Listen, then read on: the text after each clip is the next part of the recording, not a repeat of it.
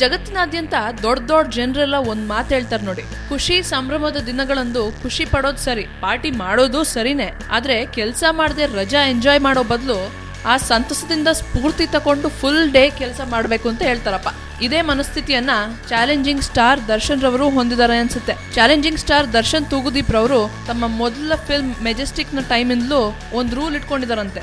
ಜನವರಿ 1ನೇ ತಾರೀಕು full day ಕೆಲಸ ಮಾಡೋದು ಅವ್ರ ರೂಲು. ಈ ವರ್ಷದ ಮೊದಲನೇ ದಿನಾನು ಅವರು ಬೆಳಿಗ್ಗೆ 9 ಗಂಟೆಯಿಂದ ಸಾಯಂಕಾಲ 6 ಗಂಟೆ ತನಕ ಕೆಲಸ ಮಾಡಿದ್ರಂತೆ. ವರ್ಷದ ಮೊದಲನೇ ದಿನದಿಂದಾನೇ ಫುಲ್ ಆಕ್ಟಿವ್ ಆಗಿರೋದು ಅವ್ರ ಉದ್ದೇಶ. ಈ ವರ್ಷದ ಜನವರಿ 1ನೇ ತಾರೀಕು ಅವರು ಜಗ್ಗು ದಾದಾ ಫಿಲ್ಮ್ ಶೂಟಿಂಗ್ ನಲ್ಲಿ ಬ್ಯುಸಿ ಆಗಿದ್ರಂತೆ. ಹೆಂಗೈತ್ ಗುರು ಪ್ಲಾನು?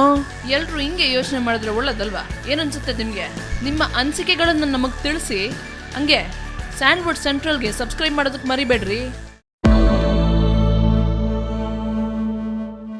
ನಮಸ್ಕಾರ, ನಿಮ್ಮ ಉಪೇಂದ್ರ ಮಾತಾಡ್ತಿದ್ದೀನಿ. ಸ್ಯಾಂಡ್ಲ್ವುಡ್ ಸೆಂಟ್ರಲ್ ಈ ಚಾನಲ್ನ ನೀವು ನೋಡ್ತಾ ಇದ್ದೀರಾ. ನೀವೆಲ್ಲರೂ ಸಬ್ಸ್ಕ್ರೈಬ್ ಮಾಡಿ, ಈ ಚಾನಲ್ನ ಜಾಸ್ತಿ ನೋಡಿ. Thank you.